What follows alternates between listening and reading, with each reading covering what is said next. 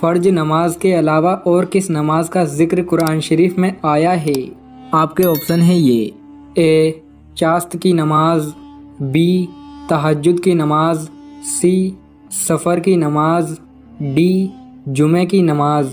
आपका टाइम शुरू होता है अब।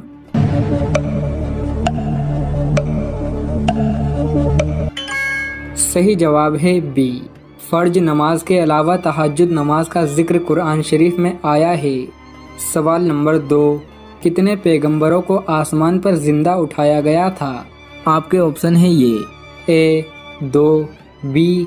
3, सी. 5, डी. 7। आपका टाइम शुरू होता है अब।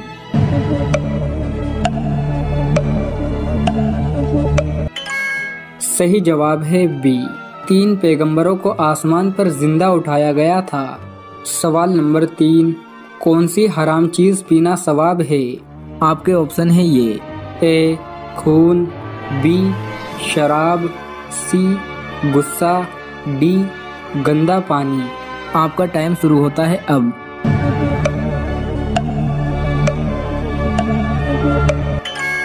सही जवाब है सी। गुस्सा पीना सवाब है। सवाल नंबर 4, जन्नत में किसकी गर्दन सबसे लंबी होगी? आपके ऑप्शन है ये। ए. नमाजी की, बी. मुअज्जिन की, सी.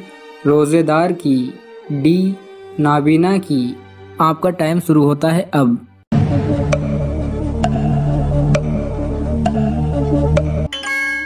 सही जवाब है बी। जन्नत में सबसे लंबी गर्दन मुअज्जिन की होगी। सवाल नंबर 5, दुनिया में सबसे पहले कौन सा जानवर बीमार हुआ था? आपके ऑप्शन है ये। ए. गाय, बी. बकरी, सी. ऊंट, डी. शेर। आपका टाइम शुरू होता है अब।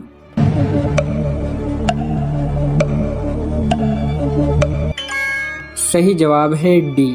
दुनिया में सबसे पहले शेर बीमार हुआ था। सवाल नंबर 6, कौन से नबी अपने भाई के साथ एक ही कब्र में दफन हुए? आपके ऑप्शन है ये। ए. हज़रत याकूब अलैहिस्सलाम, बी. हज़रत मूसा अलैहिस्सलाम, सी. हज़रत खिज़्र अलैहिस्सलाम, डी. हज़रत मोहम्मद सल्लल्लाहु ताला अलैहि वसल्लम। आपका टाइम शुरू होता है अब।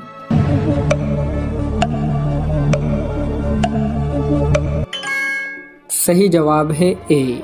हज़रत याकूब अलैहिस्सलाम अपने भाई के साथ एक ही कब्र में दफन हुए थे।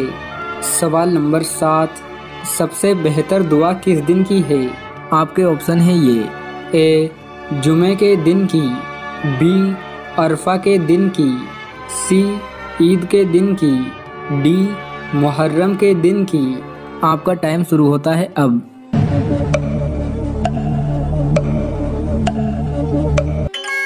सही जवाब है बी। सबसे बेहतर दुआ अरफा के दिन की है। सवाल नंबर 8, कौन से नबी की आवाज़ अल्लाह ने सबसे ज़्यादा ध्यान से सुनी थी? आपके ऑप्शन है ये। ए.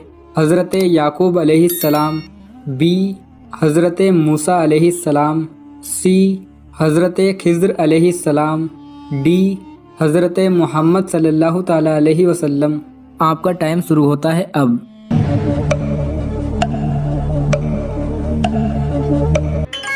सही जवाब है डी।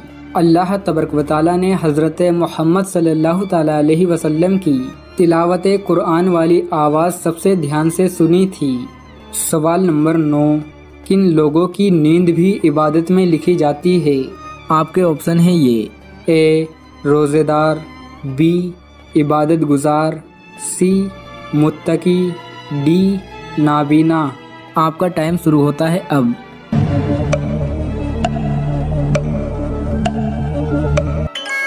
सही जवाब है ए। रोज़ेदार जब रोज़े की हालत में सोता है तो उस वक्त भी उसे सवाब मिलता रहता है। सवाल नंबर 10, जब मछली ने हज़रत यूनुस अलैहिस्सलाम को ज़मीन पर उगला तो अल्लाह ने आपके खाने के लिए क्या उगाया था? आपके ऑप्शन है ये। ए. अंजीर, बी. कद्दू की बेल, सी. खजूर, डी. अंगूर की बेल। आपका टाइम शुरू होता है अब।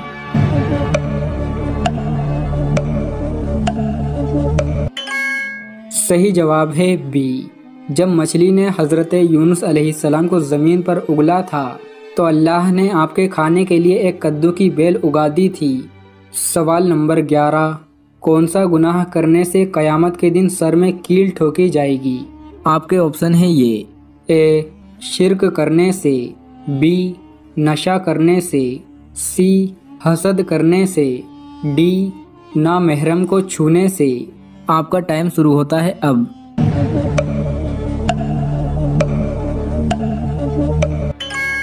सही जवाब है डी, नामहरम को छूने से क़यामत के दिन सर में कील ठोकी जाएंगी। सवाल नंबर 12, शैतान इंसान की किस चीज़ पर डाका डालता है?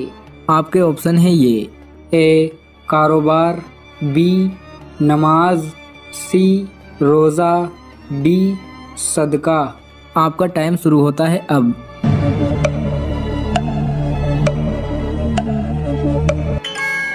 सही जवाब है बी, शैतान इंसान की नमाज पर डाका डालता है।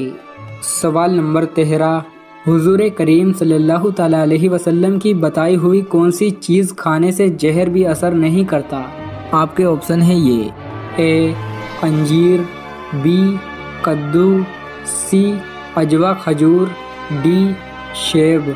आपका टाइम शुरू होता है अब।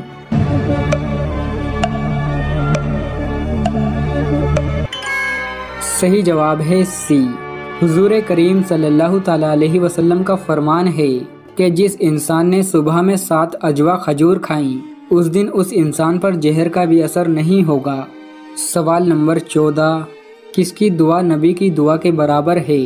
आपके ऑप्शन है ये, ए भाई की, बी बेटे की, सी वालिद की, डी वालिदा की।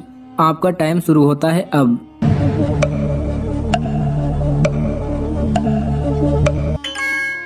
सही जवाब है सी, वालिद की दुआ औलाद के हक में ऐसी है जैसे नबी की दुआ उम्मत के हक में। सवाल नंबर 15, किन लोगों को सोते वक्त ऐसा महसूस होता है जैसे कोई गला दबा रहा हो?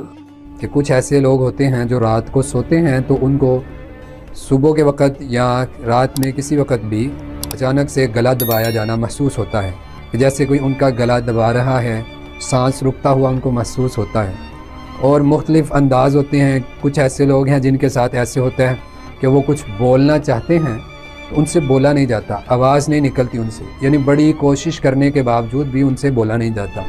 फिर दूसरी चीज़, कभी ऐसे होता है कि पूरा जिस्म जब आँख खुलती है तो गला दबाया जा रहा होता है और साथ पूरा जिस्म सुन्न हुआ होता है, यानी हाथ हिलाना चाहें तो हिलता नहीं, टांग हिलाना चाहें नहीं हिलती, हरकत करना चाहें, किसी को आवाज़ देना चाहें तो नहीं होता। ये कभी किसी के साथ कभी सालों में एक दफ़ा होता है, कभी महीनों में एक दफ़ा होता है, और कुछ ऐसे हैं जिनके साथ हर हफ्ते में 2, 3, 4, 5 दफ़ा ऐसे हो जाता है। और इंसान आयतल कुर्सी या कोई भी सूरत फलक नास या सूरत फातिहा कुछ भी पढ़ना चाहे कुरान में से तो वो चाहते हुए भी नहीं पढ़ पाता, उसकी आवाज़ ही नहीं निकलती। और फिर जैसे जैसे वो थोड़ा थोड़ा आहिस्ता आवाज़ से पढ़ता है तो पढ़ते पढ़ते फिर आहिस्ता आहिस्ता उसका बोझ हल्का होना शुरू हो जाता है। तो कभी ऐसे भी होता है, ये किसी जिस्मानी आर्जे की वजह से भी हो सकता है, थायराइड के मरीज़ जो हैं उनके साथ भी हो सकता है, लेकिन मोस्टली जो शयातीन की तरफ से होता है उसमें ये होता है कि उससे कुछ पढ़ा नहीं जाता, आवाज़ नहीं दी जाती, और जब वो पढ़ना शुरू करता है तो बोझ साथ ही हल्का होना शुरू हो जाता है। यानी कोई जिन तंग कर रहा है, शैतानी तौर पर ये मसला हो, उनको अमूमन रात को सोए हुए ही ये महसूस होता है। तो अगर ऐसी कंडीशन हो, ये अलामत पाई जाएँ और अक्सर गला दबाया जाता हो, जिस्मानी कोई आर्जा भी नहीं है, तो फिर उसके लिए बेहतरीन इलाज रात को सोते वक्त वज़ू करके सोना और दाईं करवट सोना, सोने से पहले सूरह फलक नाज पढ़ना, हाथों को इकट्ठा करके सूरह फलक नाज पढ़ना, आयतल कुर्सी पढ़ना, सूरह बकरा की आखिरी 2 आयतें, ये तो मसनून चीज़ों में से हो गई। फिर सोते वक्त वो दुआ पढ़ना जो नबी सल्लल्लाहु अलैहि वसल्लम पढ़ते थे, बिस्मिका रब्बी वज़ातु जंबी व बिका रफ़ाहू, ये दुआ लंबी दुआ है, 3-4 लाइनें हैं, ये दुआ पढ़कर दाईं करवट सोएं।